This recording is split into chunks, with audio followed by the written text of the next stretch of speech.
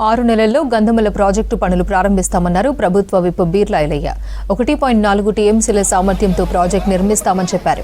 ఆలేరు నియోజకవర్గంలోని గంధమల చెరువును సందర్శించారు విప్. చెరువు నిండి అలుగుపోస్తుండటంతో గంగమ్మకు ప్రత్యేక పూజలు చేశారు. సీఎం రేవంత్ రెడ్డి సహకారంతో మల్లన్న సాగర్ నుంచి గంధమల చెరువులో నీటిని నింపామన్నారు ఎమ్మెల్యే. గత ప్రభుత్వం గంధమల ప్రాజెక్టును నిర్లక్ష్యం చేసిందని ఆరోపించారు బీర్లా ఐలయ్య.